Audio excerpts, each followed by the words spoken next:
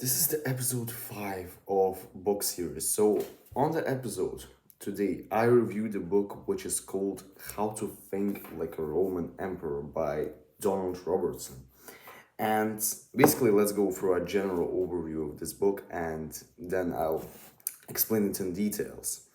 So, this book it is a very, has a very interesting concept in itself because it's kind of like a biography of Marcus Aurelius. So you probably know who Marcus Aurelius is, so I don't need to explain this to you. And not only it does it kind of like explain his biography and how he lived, how he died, like his reign and etc.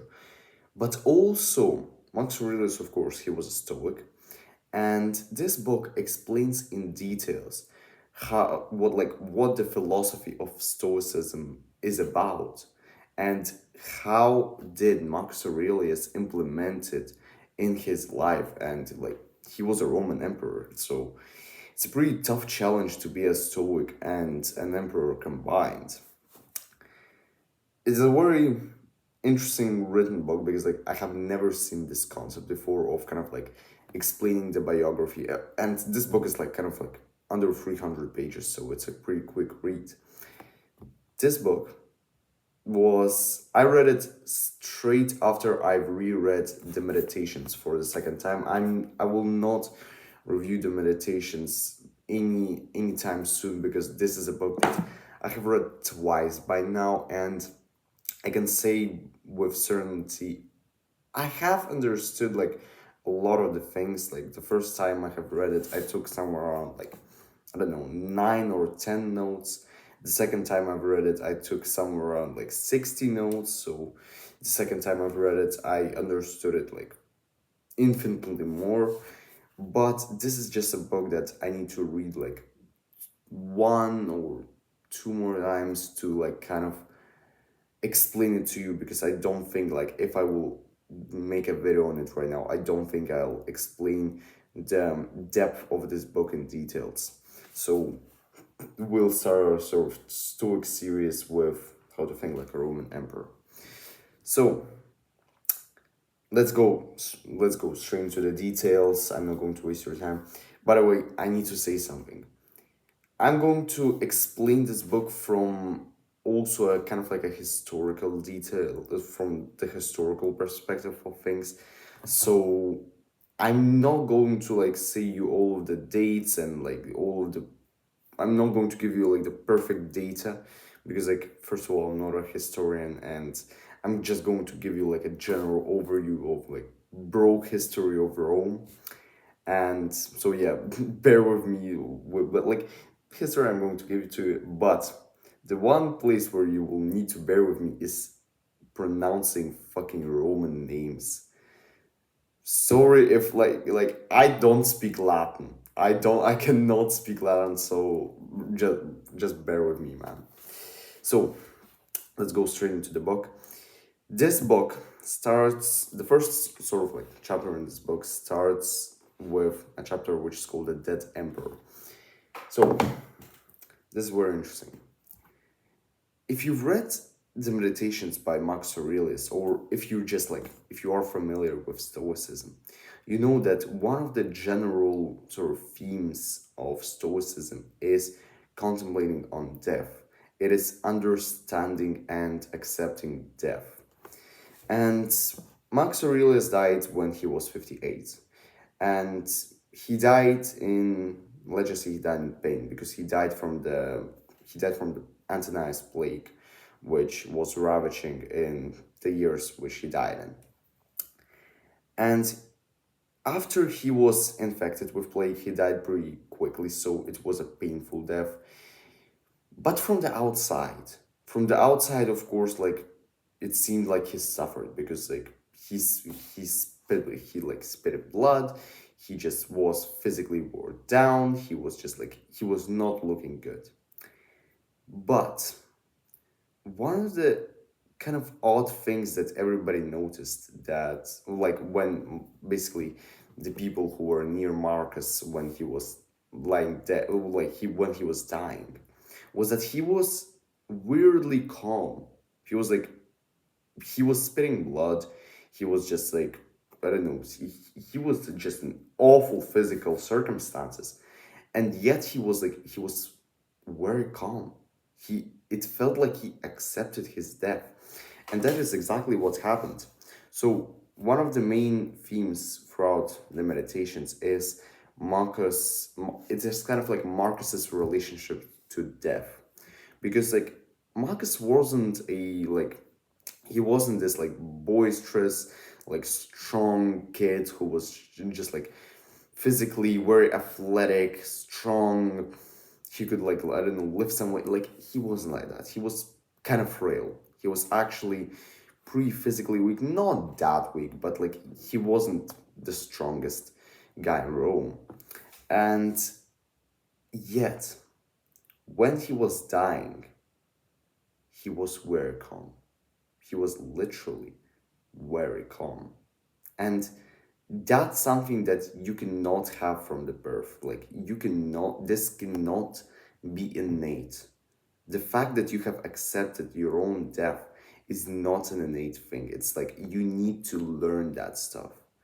And this is a very sort of, how do you even call it, inspirational way of dying, because like the whole idea of dying in peace, dying in a very calm state, it is a somewhat of a, I wouldn't say obscure thing, but it's a very, for like probably you are somewhat my age, probably like maybe the maximum amount that like you're older, the years that you're older than me, I would probably guess that like 10 years older. But we're both kind of like, if we would be honest, if we would die in like normal circumstances of our age, death is not near us. Death is like, it is pretty far from us right now. And thinking about dying and how to die in peace is somewhat of a weird thing to do right now. But that is exactly what Marcus did. And that is exactly what made Marcus who he is. Because like, if we study Marcus right here, it's like there is something inspirational about him. And the way he died, it's like the last chapter in this book is kind of like a internal monologue. It's this internal monologue, not even like a monologue, it's a dialogue with Marcus, like it's the internal dialogue in Marcus's head. And that is where the last chapter in this book is exceptionally interesting, because like it is literally the definition of how Stoics view death. And if I would just like generally summarize the whole chapter one, I wouldn't go into details about like where he died or like what circumstances. He just like, first of all, he died from plague. He died in 180 AD, and he died seemingly in pain, but internally and like externally also. He wasn't like growling or yelling or like, I don't know, just like complaining. Actually, externally, he was like and emotionally and spiritually, he was very calm. He was very calm at the moment when like literally he was dying because of a plague. And that's something like that is worth admiration. So the first chapter, I'm not going to, as I said, I'm not going to go through it in details, because like it's a thing that you just need to understand. It's like the way Marcus Aurelius taught himself to be calm in the face of death. It's like you need to read the meditations in order to understand how he like reprogrammed his mind to believe that death is not something bad, that death is not something evil, that death is actually something very natural and to some degree even good. To some, like, in the last chapter of this book, there was a part of this internal dialogue that he had, that death would actually free him from the pain that he was experiencing while he was sick with plague. It's like that's a unusual perspective to look at this stuff. Like I don't know, I hadn't been infected with any like severe diseases, so I don't know. Like my relationship to death wasn't formed by a plague or anything like that, but from what I kind of like from my understanding, that is still a hard thing to teach yourself. It's like be calm in the face of literal death. It's like even though this is the main theme of not a main theme, but it's a very it's one of the main questions for the Stoics. It's like it's still hard to teach yourself to be calm in the face of death because it's like most of us fear death. Most of us fear like we fear dying. Maybe the physical act, maybe what happens next, maybe the vagueness and obscureness of what will happen after we'll die. It's like there are many reasons why we should fear death, but the one reason that we shouldn't is that it is literally the most obvious thing in life. There's a passage in the Meditations which like as I said, if you have read the Meditations, you know that one of the main themes of this book is it is death, it is accepting death.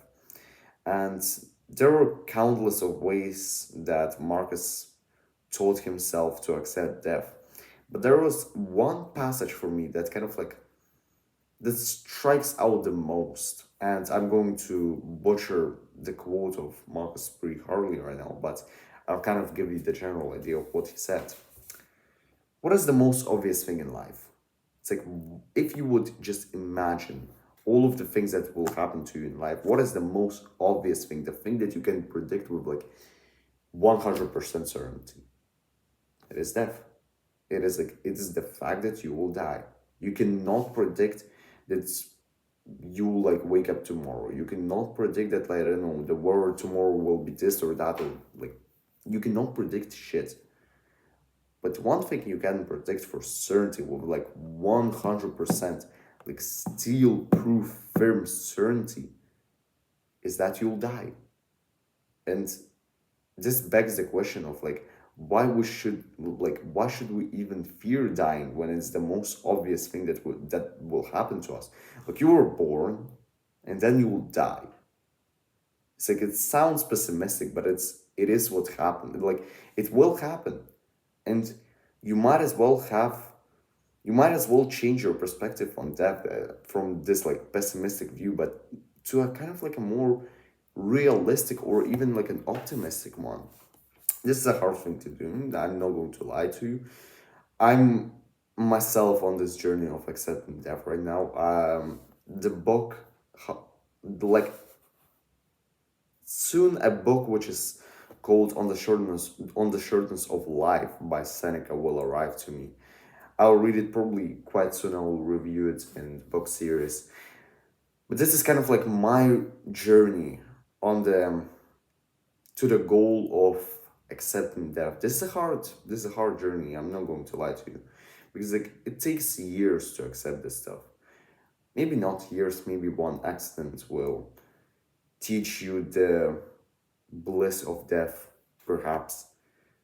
But you know, it's like it's not a journey that I can predict you'll understand in days or weeks or months or years. Like it's a very personal journey.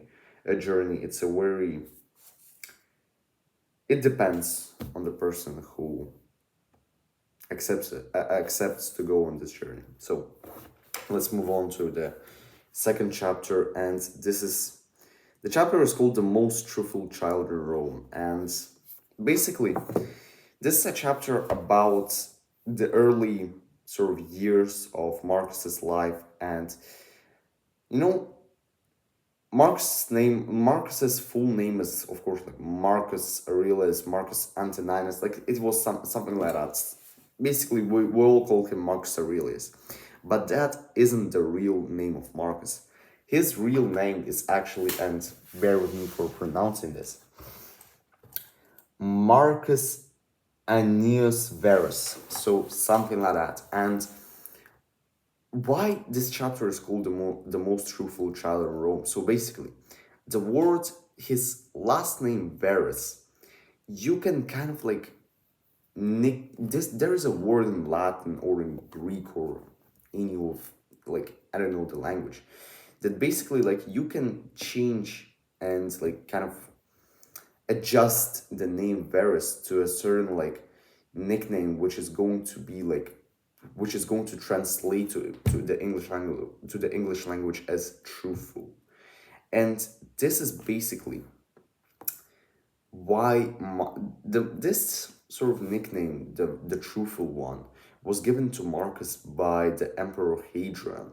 I'm not going to talk about like the early days of like the early years of Marcus, how he became the heir of the Roman throne. And basically, I'm going to tell you just in short details. Marcus was born in a pretty normal family, but his grandfather was some kind of like a governmental official who knew the Emperor Hadrian at this time. And basically, Hadrian really liked Marcus. He thought that he was a very good young man, let's just say.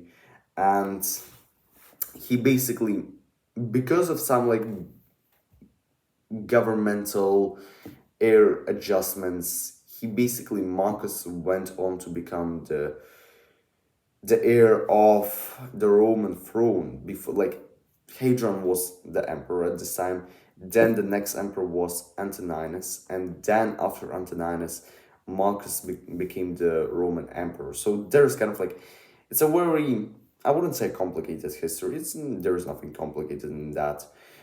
It just like doesn't really matter. This story doesn't really matter to us right now. So why was Marcus named? Why was Marcus nicknamed the most truthful child in Rome? Basically, Marcus, from his early years, he valued truth. He spoke very honestly. He was a very truthful child. He didn't learn any of those like fancy rhetorics. He didn't speak in this like grandiose way where he used the fanciest words. He didn't like use the words which were more fancy than he needed to use. He was basically, he had a very plain but understandable speech. He spoke in this like way where everybody understood what he meant and everybody knew that he was saying the truth. But he didn't address his truth in a very rhetorical, in a very, as I said, fancy way. And a very that is a very common thing for the Stoics. So basically, what Stoics were wishing to do, this is what most of the Stoics practiced. Stoics practiced being very precise in their speech. They practiced being very honest. This like honesty is one of the honesty is a very, it's a very, how do you even call it, important thing for the Stoics. Stoics always desired to be precise in their speech. They didn't use the fanciest words. They didn't use the words that were more beautiful than the words that they needed to use. But that is precisely what made Stoics Stoics. It's like at this time, at that time where like Marcus lived, like the general sort of proclivity for using words was inclined towards using the more fancy words, towards using the more like beautiful words. You get the idea. And being a Stoic meant that you will need to speak in a very, I wouldn't say in a very poor way, but you wouldn't use the vocabulary of like of you wouldn't use the fanciest vocabulary. And that is a thing which is precisely akin to the Stoic philosophy. This is what you need to learn about the Stoics, and it is that they never speak in a very fancy way. They say the truth. First of all, saying the truth, this is pretty obvious. Like The Stoics didn't value lies and deceit and bullshit. It's like that is the exact opposite of how a Stoic would think of speaking. Stoics always speak truthfully, they speak honestly. This is what you just like, this is something that you must learn. This is something that you need to integrate in your life. It's a very hard journey, I would say, because like sometimes you need to lie. It's like you cannot meet a person on the streets and like, or like you cannot meet your, I don't know, your friends and tell to him that he's fat. It's like no, that's just like that's something that like this is not politically. I don't like this word politically correct, but it's like it is just so social and acceptable to say some of the things that come into your mind. Like you understand the point. I'm not going to like explain it to you, but saying the truth, saying what is right, saying what you believe, it is precisely what the Stoics were trying to achieve.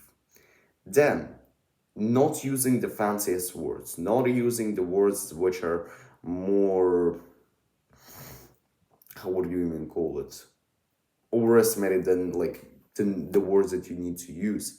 It is not that obvious for most of the people who study Stoicism, but it is actually like it was very important for the Stoics to use the precise words. Like the first time I have heard of this concept of speaking like in a very precise manner was when I read the book 12 Rules for Life by John Pearson, and one of the rules in this book is exactly about speaking precisely. It is precise. It is using the words which are which are going to describe what you're trying to say in the right like in the most precise manner. And speaking precisely, speaking truthfully, as I have said many times by now, it is and it was very important for the Stoics. Basically, this is the whole idea of the second chapter. It's like you need to speak in a way that is going to make your words understandable for your dialogue partner or whoever you're speaking to. So let's move on to the next chapter in this book, and it is contemplating the sage. So basically, first of all, who is the sage? Because the sage is basically the Stoic sage is the it is a sort of like an ideal man. Stoics had this idea that there is a sort of like a there's the wise like they had the idea of a wisest man, the idea of this man who knows everything, whose words are truths, like you cannot defy them because they're backed with arguments, and those arguments are like they're real, man. And this wisest man was called the Stoic sage. It is kind of like an ideal character for the Stoics. And this whole chapter basically means and it basically explains how how to facilitate decision making. And one of the like this is what I've got from this chapter. One of the ways to facilitate any decision making, it is to ask yourself, what would this person do? What would like this person do in the situation or problem that I'm currently in? And you know, that is a very, I wouldn't say obvious thing to do, but it's like if you do this quite often, you will get the mental model kind of into the habit of using it. And that really facilitates the whole thing, because like if you ask yourself quite often what would, I don't know, like Max Aurelius do in this situation, it's like you if you know this person well, you'll get the answer, because it's like probably you already know the answer. It's just like you don't want to hear the truth. You don't want to go through the hard path. And we'll talk about going the hard path. Like we'll talk about that soon. But this is exactly what you must do. When you are being struck with a decision making, which is like when you're being struck with a decision that is like it's hard to decide which thing to do. This is exactly the question that you need to ask yourself, and it's like, what would this person do in this situation? What was, I don't know, like what would Marcus Aurelius do in this situation? What would any other like stoic, any of your role model do in a certain situation that you are in? And I'm not going to go in details about it. I didn't like really get like I didn't really get much from this chapter. It's like this is basically the whole idea of this chapter. It's like learn to think in the mental model of what would the X person do in this situation. So let's move on to the next chapter, and it is called the choice of Hercules. Yeah, the choice of Hercules. So basically, if I would explain this chapter right now, the Stoics had this sort of, or not the Stoics, but there's a fable. There's a fairy tale about Hercules, where he just walks his own way. He sits down on the stone, and basically, two women appear in front of him, and I don't really remember the names, but it's like the first woman tells him that, oh, if you'll go with me, you'll live an easy life, you'll get all of the pleasures that you want, you'll just live in this constant state of euphoria. It's like, go with me and you'll experience all of the pleasures of life. And the second woman that appears in front of him, she tells to him that, okay, if you go with me, you'll go through the hard path, you'll like go through some like brutal times, you'll perhaps you'll die. But what do you think Hercules choose? Like, you probably already know. He chose to go with the second woman because I don't remember the name of the first woman, but the first woman basically, her name, it has a translation of basically her name, like it means something like, it means some negative stuff. I don't really remember her name, and I don't remember the translation, but it's like her name like literally defines what you'll end up in. And we as guys on self-improvement, and I guess that you are on self-improvement, of course, we already know this concept that like of delaying gratification, of choosing the hard thing, of like that if you will do the hard thing right now, your life will be easier later. And that is pretty obvious. So like from this I didn't like really get much from this chapter of this book. This was just a reminder that choosing the hard thing, like doing the hard decisions, will in 90% of the cases, it will lead to an easier life. It's like if you choose to go to the gym today, you'll have an easier life tomorrow. If you this is just like whenever I go to, like, every single time that I go to the gym, this is almost like I tell this quote to myself, like a mantra, that the harder the workout, the easier the day. And it is like, it is pretty obvious because like if you work out like a bloody mule, you'll feel like you'll feel the bliss after. Because like if you do it happens almost always in life that like when you choose the hard thing, you'll have an easier life. It's like it is pretty obvious. So if you are a guy on self-improvement, I don't need to explain this concept to you because you already know this stuff. This is some basic 101 self-improvement level education. You already know this. If you aren't on self-improvement, this is just a thing that you need to learn. This is just a thing that you need to.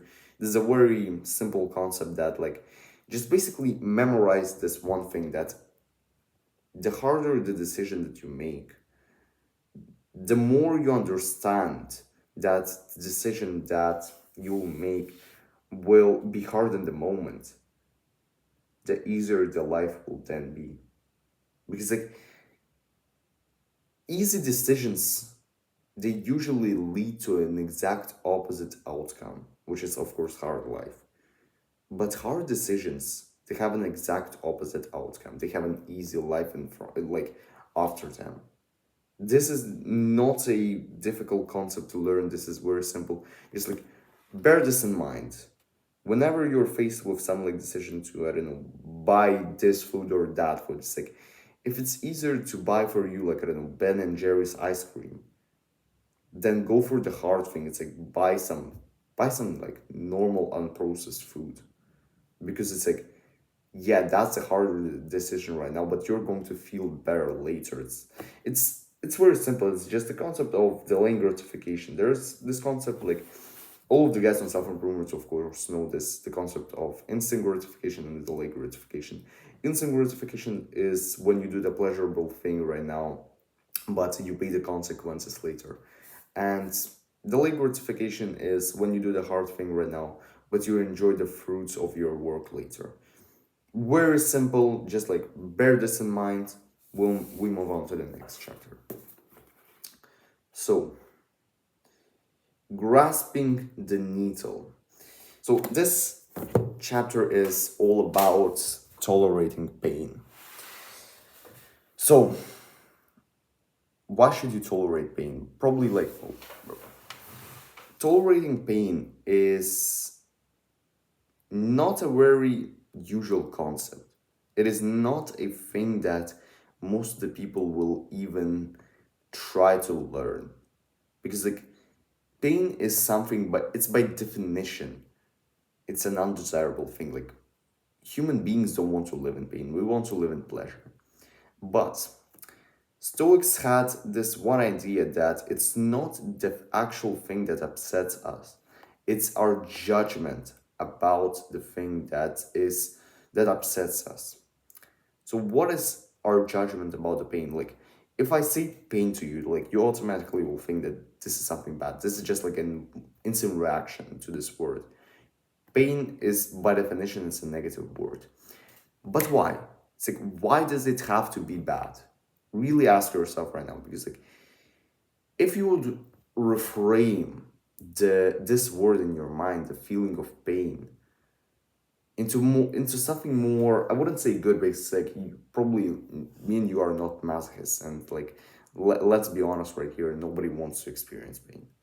But periodically, this is something that we need to do, because, like, when you go to the gym, it's like, it fucking hurts. It's like, it's painful, and that must hurt, because, like, as I said before, the harder the workout, the easier the day. Because, like, sometimes if you lean into voluntary pain, it will make you a better person. And if you are on self-improvement, you already know this stuff. It's like, just do the painful thing right now, but you're going to have an easier life later. It's like, it's the same thing with instant delayed gratification. It's the same thing with making hard choices. Pain is akin to making hard choices, because, like, hard choices are hard because they're painful. And in order to tolerate pain, you have to sometimes look at it in a very rational way. So, this basically, the whole idea of this chapter of grasping the needle is how to tolerate pain. It's like, the fundamental question of this chapter is how to tolerate pain. And there are a number of techniques that I have learned throughout just like reading this chapter. And probably the most crucial one is having a cognitive distance. So, as I said before, it's not the thing that upsets us, it's the judgment about the thing that upsets us. So, if you would reframe pain in your mind, if you would just think of pain as not something innately bad, but as something which is going to later help you, or just something that you can learn from, pain becomes much less painful, as autistic as it may sound. But this is exactly what happens. If you just reframe pain in your mind, it will become a little bit different. It's like, the feeling of pain will not dissolve. It will just, you'll find meaning in it. The next thing is like you'll also need to decatastrophize the actual process of feeling the pain, because like most of us, when we feel pain, we kind of catastrophize things. So for example, I have a problem with my pinky. So if you would just like, you probably can see it on the video, it's like my, from the camera angle, my right pinky is kind of, it is, I wouldn't say broken, there is some like problems with it. But basically, like if I move my left pinky, it's like it is perfectly fine. It's so, it is like it moves normally. But if I try to move my right, I cannot bend it. Like I literally cannot bend it fully, because like there is a problem. There's some problem with it. And if I will try to catastrophize things now, if I will try to like go in this full like absurdity mode, of course, like here's the thing, man. Recently, I was to the doctors, and what like before I went to like the doctor's office, I was fully accepting the possibility of getting like a full out operation there, or getting a full out surgery on my pinky. And you know what's the thing? I didn't catastrophize it. It's like if the doctor would say to me that like you just need to get a surgery, it's like I'll be perfectly fine with that, because like this is going to be painful. I'll be under anesthetics and like under some shit like that. But it's like the general thing is like surgeries are not weird. It's a not fun thing to do.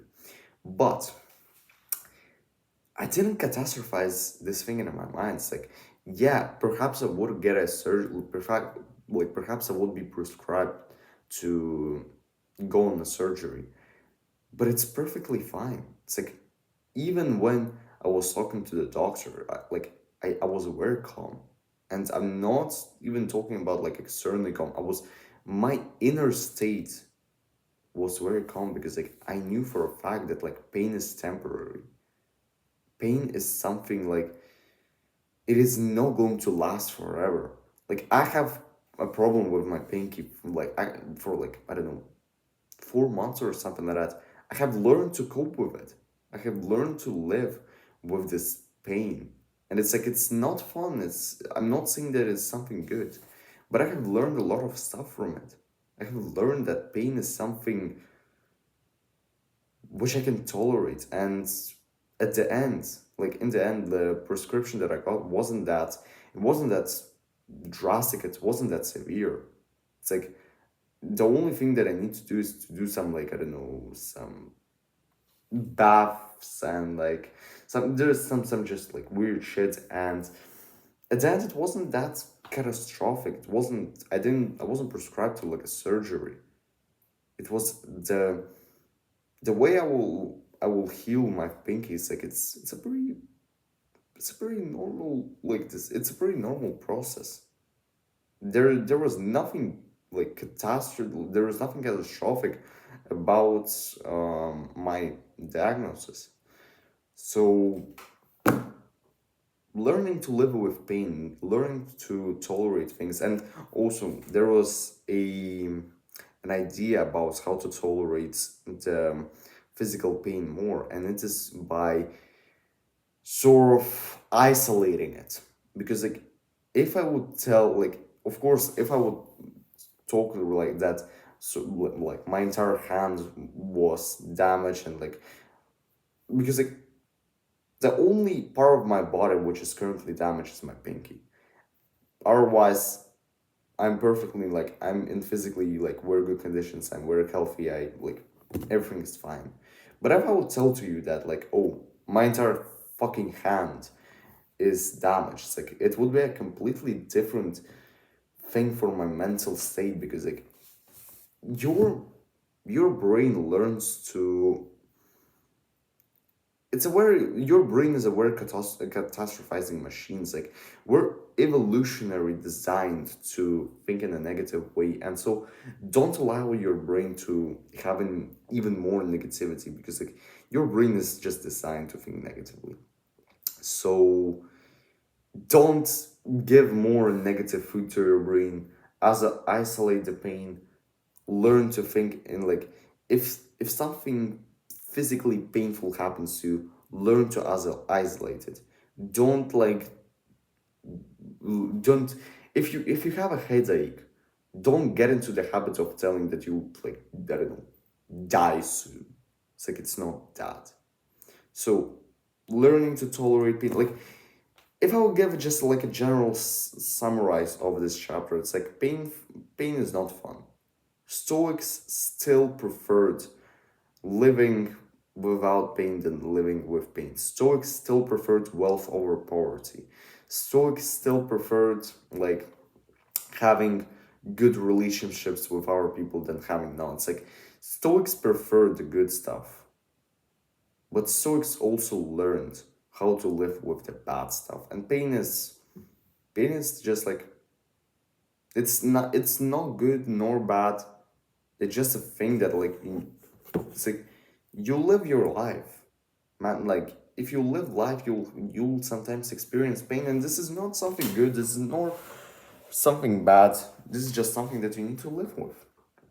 It is pretty simple. It's a hard concept to learn because like nobody wants to experience pain. But if you can just like sometimes mentally distance yourself from thinking that pain is something intrinsically bad, you'll live a better life. So let's move on to the next chapter, and it is basically I'm not go I'm by now I'm going to go through all of the chapters and like where because like the video is 41 minutes long. Jesus Christ. So yeah, there's the chapter about the which is called the Inner Citadel and War of Many Nations. It is basically about how to tolerate anxiety because it tells the story of Marcus in his like in the wartime when by this time he was already the emperor of Rome. He was fighting the first Marcomannic War. He was having all of those like troubles with, I don't know, external politics, like with the foreign affairs and like external politics and etc. etc. About anxiety, it's like it is pretty much the same process that you need to learn with like we have already learned how to deal with pain. It's like to deal with pain, you need to first of all cognitively distance yourself from it. You need to learn that pain is not something. It is not something bad, nor it is something good. It's just like it's a neutral thing. We learn to decatastrophize things. We learn to look rationally at things. With anxiety, it is pretty much the same. It's like mentally distance yourself. Uh, Learn to look at things objectively. It's like one of the most important things for the Stoics was to look at things objectively. Stoics and generally like all of the Greek philosophies, they valued rationality. They valued thinking rationally, and Stoicism is not an exception. And viewing things rationally, viewing things objectively, this is a tool that you can use to battle anxiety. And battling anxiety, it's a very idiosyncratic thing because like if you try to battle anxiety, if you try to like actually fight it, if you try to be more calm, you will just achieve the exact opposite state of mind. It's like what I've learned throughout living life is just like don't battle with anxiety. Don't try to like make yourself more calm. If you do the right things and you don't worry about like your mind can ruminate about anything. But if you consciously realize that your mind is not it is not a very rational machine, but it's by its innate qualities. You will live a better life. Don't try to change your mind's thoughts or its mental state like manually. Just live your life. It's like, man, don't worry about this stuff. Your thoughts are just like a set of neurons that connect with each other. It's like this actually. one more practice to deal with pain and to deal with anxiety and to deal with all of this stuff. It's like speak in a way, like describe your problems in a way that are going to, like, if you describe them, they're going to seem pretty foolish. It's like your I don't know, your thoughts, your like your negative thinking, your all of the anxiety problems, it's just like it's just a set of neurons in your brain.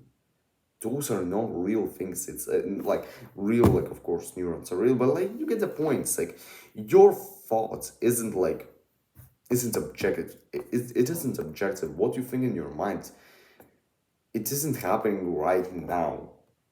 So when you're thinking, when you're like actually catastrophizing your thoughts, like just remember that your thoughts, they aren't even like real. They're just a set of neurons that connect with each other.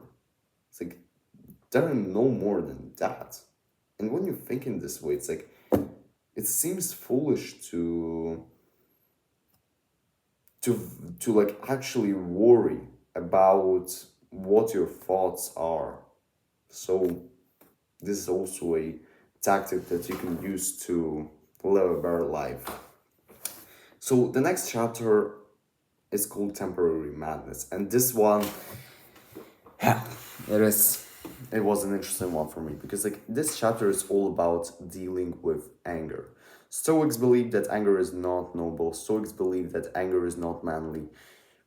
Very much agree with that, and this is an exceptionally interesting chapter for me because like I have naturally a pre like angry temper. I have like I'm just naturally a pretty angry person. I can go into like full blown nuts mode very quickly if somebody irritates me, and learning to live with that is a pretty hard thing. But like not even to live with that, I had to learn to actually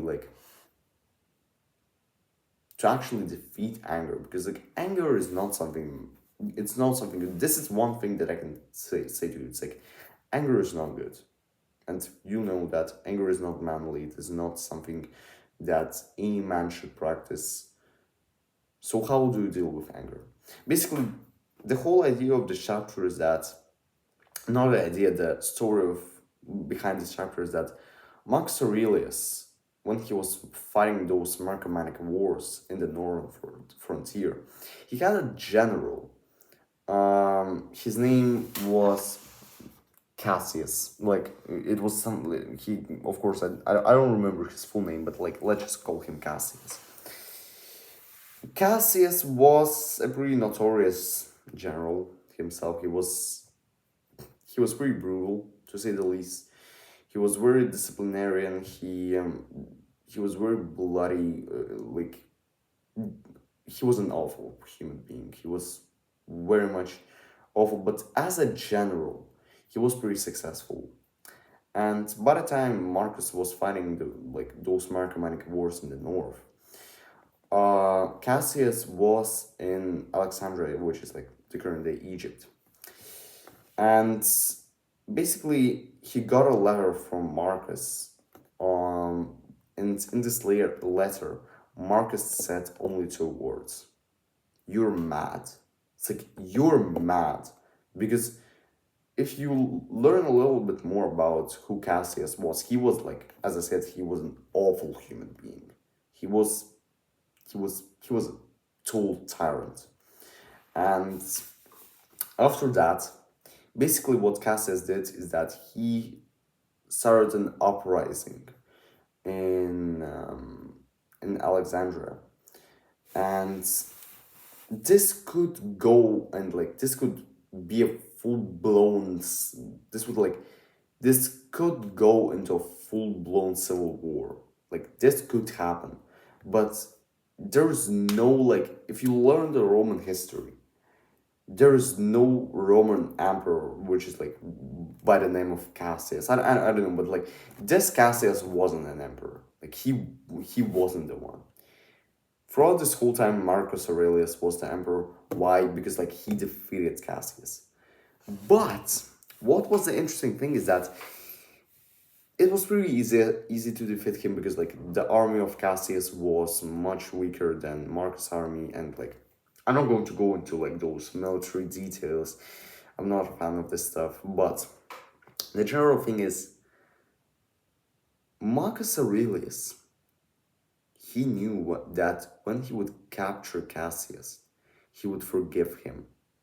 And that sounds like it sounds pretty absurd, even like even in 2024 when I'm recording this video. It's like we had some examples of uprisings and like those civil wars and all of this stuff, let's just say in the last 30 years. And from my political history, like from my just understanding of history, like there wasn't a really an example of somebody who was like for who forgived somebody for starting like a civil war or like anything of that sort. It's like you get the point. It's not very usual to forgive someone to for starting like a total mayhem in a country. But this is exactly what Marcus wants to do. Stoics know, and this is a Socratic idea, that no human being would do something wrong voluntarily. It's like we all try to do things which we all believe that what we do is good for us. And like from the outside, it might not be the thing, but this is generally like a thing to that we need to understand about human beings is that no human does something because he thinks that it's going to be bad for him. It's like that's just something that will not happen. And Marcus Aurelius, he really like he believed that Cassius, perhaps out of ignorance, he thought that starting a civil war would be a good thing for Rome. And because of that, when he would capture him, he would forgive him. It's like that's a there's no word in English language to describe this. Like that deserves admiration to say the least.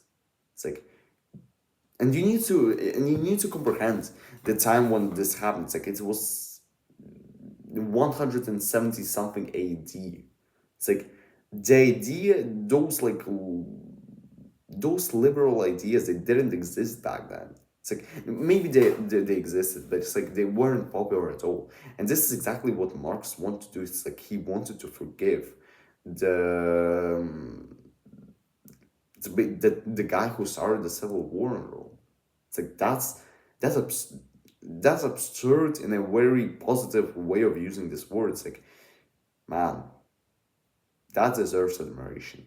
About anger, the Stoics believed that anger is just basically another desire. It's like a desire. It's a desire for revenge. It's a desire to like to to like how would you even explain it? It's a desire to do something bad for the person who did you something bad. This is how Stoics described anger. Very much agree with that. How to defeat anger? It is basically the way you defeat desire. We did talk about defeating desire. It's just like gain cognitive distance. Realize that anger is not something which is going to make good for like it is not something good for you. The way you defeat anger is just the way you defeat desire. It's pretty simple. And the last chapter in this book, basically, it is Marcus. It is this. It is of course not a real dialogue that Marcus had with himself, but it's like it's a general idea of what Marcus probably thought in his last minutes, in his last hours. This is a kind of like a chapter that you need to read yourself because this is a masterpiece.